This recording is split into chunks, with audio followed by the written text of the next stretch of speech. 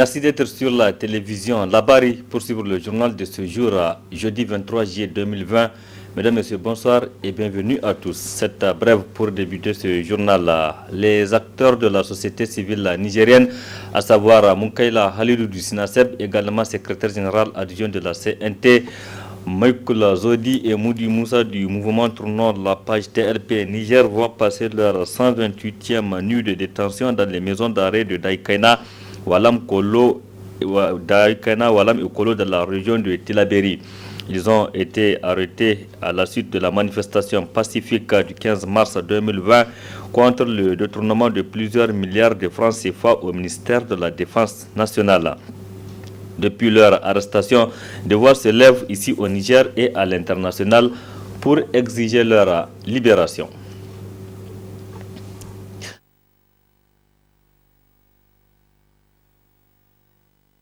Ni par la Commission électorale nationale indépendante CENI pour la tenue des élections locales comme souhaité par la majorité des partis présents lors de la dernière réunion du Conseil national du dialogue politique CNDP.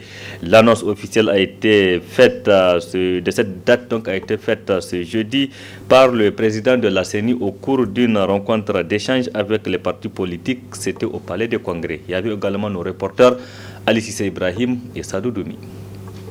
Cette rencontre a été l'occasion pour la CENI de présenter aux partis politiques qui ont répondu à l'invitation de la Commission électorale nationale, en l'absence de l'opposition, les statistiques issues des audiences foraines qui ont permis à beaucoup de Nigériens d'acquérir des actes d'état civil comme le certificat de naissance ou de mariage, mais aussi les statistiques des Nigériens qui ont été enrôlés en vue des prochaines élections locales, législatives et présidentielles. Par la suite, la question de la tenue des élections locales avant les législatives et les présidentielles a été précisée par le président de la CENI, Isaac Souna. Il s'agit de la date du 13 décembre, qui est une date qui met les élections locales avant toutes les autres. Et c'était cela qui avait été demandé dans cette salle. Nous l'avons compris, nous avons entendu tous les relais. Nous ne pouvons pas nous mettre dans une posture de ceux qui ne comprennent pas, ne fût-ce qu'en trouvant la moins petite marge. Je dois vous annoncer que dans la décision d'adopter cette date, nous étions plus mis par un devoir de contribuer à la recherche de la sérénité et de la paix qu'autre chose. Sinon, cette date a un certain nombre d'exigences pour vous les partis politiques, mais aussi pour la CENI. Si ces élections nous les organisons là, c'est que du point de vue légal, nous n'avons pas d'autre date utile. En raison des éléments de confection du fichier biométrique. Nous n'avons pas d'autre date utile avant celle-là. Ensuite, nous la retenons comme telle, moyennant la mise en place de certains mécanismes et de renforcement de nos capacités, de nos compétences, des moyens financiers et autres pour pouvoir tenir. Elle est assez sensible et fragile. À la suite de la confirmation des élections locales prévues pour se tenir le 13 décembre 2020, plusieurs participants des partis politiques ont exprimé leur approbation tout en n'occultant pas le cas des Nigériens de la diaspora. Merci pour la satisfaction générale dégagée pour la date. Je crois que de ce point de vue, nous nous sommes compris et que la date du 13 est acceptée comme date utile pour tout le monde. Sur la diaspora, un arrêt, on le qualifie comme c'est un arrêt, et la force de vérité légale a dit qu'il y a force majeure en l'espèce. La CENI a, avant, ça c'est une exécution que je fais, avant Covid, procédé à l'identification des circonscriptions électorales de l'extérieur. La CENI a dépêché les équipes pour discuter avec les autorités consulaires et diplomatiques. Nos ambassades n'ont aucun mandat pour procéder à l'enrôlement des Nigériens de l'extérieur à notre place. Deuxièmement, même s'il l'avait, nous connaissons suffisamment. Si on demande aux ambassades de faire l'enrôlement à la place de la CENI, je vois la levée de boucliers de toutes les personnes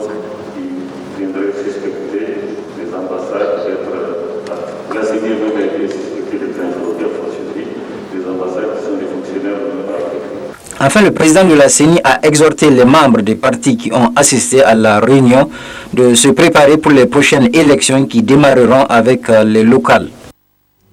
Oui, Ali Cissé Ibrahima, parallèlement à cette rencontre d'échange organisée par la CENI au palais du Congrès ce matin, tous les fronts de l'opposition politique se sont donné rendez-vous au centre culturel Oumar Ganda CCOG de Niamey pour présenter un livre blanc. C'est un document qui parle du processus électoral en cours au Niger. Asma Oseidou et Abokar Sley nous en disent plus.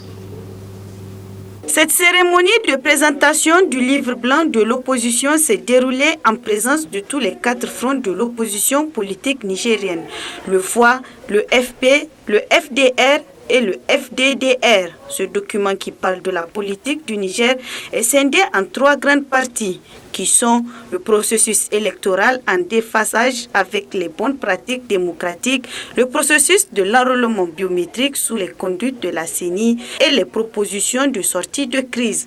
La situation sociopolitique se caractérise par une régression manifeste des valeurs et des acquis républicains et démocratiques qui ne rassurent guère quant à la volonté d'organiser des élections libres, honnêtes, l'adoption d'un code électoral taillé sur mesure, la mise en place d'une CENI non consensuelle, les hésitations quant à l'organisation des élections régionales et municipales, les emplacements arbitraires des conseils municipaux élus par des organes administratifs animés par des militants du PNDS Taraya sont illustratifs de cette dérive. Le régime semi-présidentiel que consacre la loi fondamentale s'est mué en régime présidentialiste, marqué par la concentration de tous les pouvoirs entre les mains du chef de l'État Issoufou Mahamadou. L'analyse du processus biométrique fait ressortir de nombreux dysfonctionnements et irrégularités à toutes les étapes, précise l'opposition. L'opération des audiences foraines s'est effectuée dans une totale opacité. Le recrutement des membres de la direction de l'informatique et du fichier électoral biométrique, dit FEB, et en particulier de celui du directeur et de son adjoint, s'est transformé en une désignation du militant de PNDS Taraya. Le recrutement de l'opérateur technique a été effectué à la discrétion du seul ministre de l'Intérieur, candidat déclaré à l'élection présidentielle de 2021 et investi par le PNDS Taraya.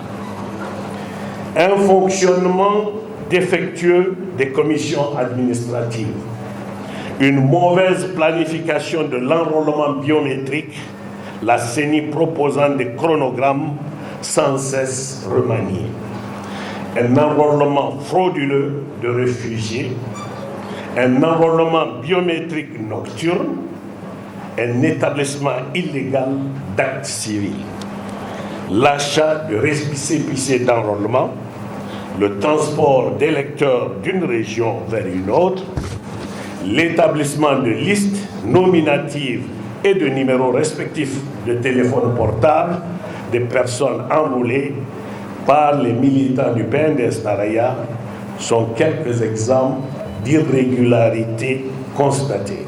À travers ce vernissage, l'opposition politique réaffirme sa détermination à se battre pour la restauration de la démocratie, de l'état de droit et la défense de la République. À 5 mois des élections générales de 2020-2021, l'opposition politique maintient toujours son boycott au processus électoral en cours. Ça bruit dans les services de la compagnie de téléphonie mobile Move Niger où les agents sont en grève de 2 jours aujourd'hui et demain vendredi 24 juillet 2020. Un arrêt de travail pour exiger l'amélioration de leurs conditions de vie et de travail. Cette grève a débuté ce matin avec un sit-in dans le siège de la dite compagnie. Précision avec Ismaël Moumouni et Chebou Guissou. Fustiger la précarité dans laquelle végètent les agents, C'est ce qui a conduit le personnel de Move Niger à échanger avec la direction afin de décanter la situation. Malgré plusieurs réunions et tentatives de conciliation, les négociations n'ont toujours pas abouti à un accord. C'est pourquoi nous, personnel de Move Niger, avions décidé aujourd'hui 23 juillet 2020 et demain 24 juillet 2020 de partir en grève pour exiger la satisfaction sans condition de notre plateforme revendicative, dont nous sommes convaincus ne dépasse pas les capacités de Move. Ces revendications en question, dont les préoccupations ne datent pas d'aujourd'hui. Les gens pensent que, comme toutes les autres sociétés de télécom au Niger, les agents de Move Niger sont bien traités. C'est carrément le contraire, car les agents souffrent de mauvaises conditions de vie et de travail. Le syndicat prend en témoin l'opinion publique. Et dans les semaines à venir, si notre direction générale fait toujours la sourde oreille, elle va nous sentir. La direction générale sera tenue pour responsable et elle est invitée à en assumer les conséquences. Le syndicat national des télécommunications a tenu également à apporter son soutien indéfectible au personnel de Move Niger. Si cette société-là était en mauvaise santé financière, personne n'allait chercher à l'acheter. Ceux qui ont investi depuis 2 à 3 ans, rapatrient les fonds chez eux, amènent des expatriés ici qui travaillent de manière illégale sur certaines activités de l'entreprise, alors que les locaux qui ont la capacité et la compétence pour occuper ces postes-là sont mis sur des tâches subalternes. Rapport de l'ARCEP, sur les 2 dernières années, l'opérateur Move est passé de la 3e à la 2e place en part de marché. Et c'est grâce au travail de ces personnes-là. Le chiffre d'affaires a connu un bond significatif grâce à leur travail. Ils ont amélioré la qualité du réseau qu'ils fournissent aux clients. On ne peut pas passer outre tout ce travail et tous ces efforts-là et leur brandir à chaque fois la situation de l'entreprise. Tout en restant ouvert au dialogue, le délégué a salué le courage et la détermination du personnel de Move Niger qui a décidé de prendre son destin en main en revendiquant leurs droits légitimes. Lancement officiel ce jeudi du programme d'appui à la réponse nationale pour contenir l'impact du coronavirus au Niger. Un projet de la fondation Tatali Yali de la première dame Dr Lalla Malika Issifou et c'est le village de Yessel Bodi dans la commune rurale de Ndunga qui a servi de cadre pour le coup d'envoi de la plantation d'arbres sur une distance de 10 km. Faisons le point avec Nafisa Zakou et Ibrahim Abdou. C'est dans le souci de renforcer la résilience des populations vulnérables face à la crise socio-économique provoquée par la pandémie de la COVID-19 que la Fondation Tatali Yali a initié un programme d'appui à la réponse nationale pour contenir l'impact du nouveau coronavirus au Niger, dont la présente cérémonie marque son lancement. Ainsi, ce programme consiste à planter des arbres le long de la route nationale numéro 1, axe Niamey-Dosso, d'une longueur de 10 km allant du péage à Kesselboudi, un village de la commune de Ndunga, département de Kolo. La fondation Tatali Yali a eu à mener plusieurs actions dans la région de Tilaberi, dont entre autres la construction de logements sociaux, les actions sociales en faveur des sinistrés suite aux inondations, soucieuse de l'amélioration du cadre de vie des populations. La fondation Tatali Yali a initié le présent projet de plantation de 8000 plants de différentes essences forestières le long de la route nationale axe Niamey-Dosso sur un premier segment de 10 km allant du péage à Gesselboy. Le présent projet pilote conçu par la Fondation entre aussi dans le cadre de post-Covid et constitue une contribution importante aux efforts du Niger pour la gestion durable des terres. À travers de telles plantations qui permettent de réaliser la préservation de la biodiversité qui en découlera, le projet concourra également à l'atteinte de cibles de l'ODD 15, plus connu sous l'appellation préserver et restaurer les écosystèmes terrestres. L'objectif de ce projet de plantation d'arbres vise à préserver la biodiversité face au changement climatique, crise et catastrophes, a indiqué la présidente de la Fondation Tatali Iyali. À travers ce programme, notre objectif est de procéder à des plantations linéaires et contribuer à la préservation de la biodiversité. Plus spécifiquement, il s'agira de planter et protéger plus de 100 000 plants sur l'axe Niamey-Dosso en double rangée de part et d'autre la route, dont 8 000 pendant la première année sur une distance de 10 km. Finaliser l'arboretum de l'esplanade de la Grande Mosquée de Niamey par la plantation en bloc de 400 plants de diverses espèces en intégrant le muret et le jet d'eau. Semer des noix de rognier le long du fleuve Niger sur une longueur de 25 km. Et enfin, protéger les villes et villages de l'axe Niamey-Dosso contre les intempéries, notamment les radiations solaires, les vents chauds et secs, la poussière et la pollution du milieu ambiant. Nous escomptons une valeur ajoutée à la fois économique et 500 emplois temporaires. La redistribution des revenus à 1 million de bénéficiaires directs et indirects impliqués dans diverses opérations sur le terrain et la sauvegarde de nos massifs naturels en dégradation progressive. Il est important de souligner que ce programme de plantation d'arbres contribue à l'embellissement de nos villes et villages et à leur protection contre les effets des changements climatiques. La cérémonie a pris fin par la coupure du ruban du panneau et le coup d'envoi donné par la première dame Dr Lalla Malika Issoufou, présidente de la Fondation Tatali Iyali, à travers la plantation de cet arbre. Nous sommes au deuxième jour du mois de Zulhijja, un mois dans lequel les 10 premiers jours donc sont les meilleurs de l'année. Et il est recommandé aux fidèles au courant de ces 10 premiers jours de multiplier les bonnes œuvres, comme nous l'explique ici le prédicateur Ari Yakuba. Qu'est-ce qu'il faut faire durant ces 10 premiers jours? La première chose, occuper sa journée en adoration. Et la meilleure façon de l'occuper, jeûner. Comme il est rapporté que les femmes du prophète ont dit que le prophète sallallahu alayhi wa sallam a souvent l'habitude de jeûner les 9 premiers jours jusqu'au jour de Arafat. Aussi, en dehors du jeûne, il y a les nawafil, la prière. Les nawafil, les unités de prière, telles que la prière de Duha, à partir de 9 heures. Si on a l'habitude de faire 2, on multiplie peut-être à 4 ou à 8. On fait le maximum pour pouvoir bénéficier des bonnes œuvres. Aussi, il y a la lecture du Coran, le lire abondamment. Il y a les dhikrs, et parmi les dhikrs, Abdallah bin Mas'ud avait l'habitude de sortir avec des compagnons et il disait les meilleures choses à faire durant ces jours, c'est de multiplier le takbir, le tahlil et le tahmid. C'est-à-dire cette formule, Allahu Akbar, Allahu Akbar, La ilaha illallah, Allahu Akbar, Walillahi alhamd. Multiplier cette formule-là.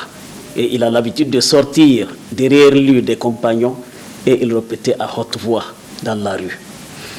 Aussi, les zikrs, toutes les formes de zikr, notamment les plus importants. Le prophète a dit 2 paroles, kalimatani. Khafifatani ala nisan, thaqilatani fil mizan, habibatani inda rahman. 2 paroles, légères sur la langue, lourdes sur les balances et aimées d'Allah. On concilie, il faut concilier, c'est-à-dire les paroles les plus aimées d'Allah et la période où la bonne œuvre est aimée d'Allah, c'est un grand bienfait là qu'on a fait. Subhanallahi wa bihamdihi, subhanallahi al-azim. De la même manière, salatu ala nabi. Et je n'oublie pas aussi, nous sommes dans une période où il y a plein de nécessités. Les temps sont durs. Oh, vous à qui Allah a permis d'avoir encore quelque chose d'épargné. Et donc ceux-là qui ont besoin, surtout en cette tabaski où on a besoin de l'argent pour payer ne serait-ce que le mouton pour sa famille. Donc aidons les plus démunis. C'est une période où la sadaqa a plus de valeur aussi. La bonne œuvre est aimée d'Allah. Et parmi les bonnes œuvres dont Allah appelle à faire, c'est justement la lutte dans son chantier, l'effort dans son chantier par les biens. donner la sadaka, infaq fi sabilillah. Aussi, il y a le jour de Arafat. Pendant c'est le meilleur jour de l'année. Le jour de Arafat, le prophète a dit, il expie 2 années consécutives de jeûne, de péché entre la personne et Allah. Donc quiconque jeûne le jour de Arafat, il aura 2 années consécutives de pardon auprès d'Allah subhanahu wa ta'ala. L'année qui est passée et l'année qui va commencer. Faisons le maximum, chers téléspectateurs, pour que nous puissions bénéficier de ces périodes-là. Depuis ce jeudi des travaux de la session ordinaire du mois de juillet du Conseil supérieur de la communication CSC. Au cours de cette session, les conseillers vont examiner les points inscrits à l'ordre du jour, comme nous le précisent ici Hamza Sakou et Khalid Breman. Des 5 points inscrits à l'ordre du jour, à savoir examen et adoption du procès verbal de la session du mois de juin 2020, information sur le CSC, examen et adoption du rapport public du CSC 2019, examen et adoption des travaux des commissions d'instruction et questions diverses. Le point sur l'examen et adoption du rapport public du CSC 2019 a été élucidé par le président du CSC. Permettez-moi de rappeler relativement à l'examen et à l'adoption du rapport public du CSC au titre de l'année 2019 qu'il s'agit là de réponse à une exigence de la loi numéro 2012-34 du 7 juin 2012 portant composition, attribution, organisation et fonctionnement du Conseil supérieur de la communication, modifiée et complétée par la loi numéro 2018-31 du 16 mai 2018 qui dispose en son article 50, je cite, le Conseil supérieur de la communication rend compte annuellement de ses activités au président de la République, au président de l'Assemblée nationale et au Premier ministre. Il rend public ses rapports d'activité. Le rapport public 2019 élaboré par les rapporteurs du CSC, inscrit à l'ordre du jour de notre session, s'articule autour des activités de régulation des médias, du renforcement des capacités des journalistes et du personnel, des publications du CSC, des rapports de coopération et de réseautage qu'entretient le CSC avec ses partenaires, de la gestion des ressources humaines, financières et matérielles et enfin des difficultés rencontrées et des recommandations.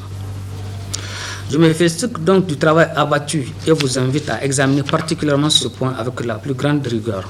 Outre l'examen et l'adoption du rapport public du CSC au titre de l'année 2019, nous aurons à nous pencher sur les rapports des commissions d'instruction du CSC, notamment la commission éthique, déontologie et carte de presse et la commission suivi de cahier des charges, accès équitable et publicité.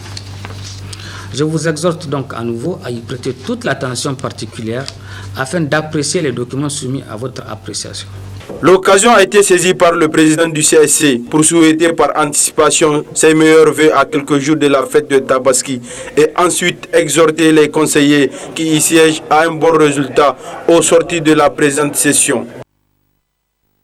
Merci Hamza Sakou. Point final de cette édition. Merci aussi à vous de l'avoir suivi. Restez en compagnie du programme de la télévision Labari. Au revoir, excellente nuit à toutes et à tous.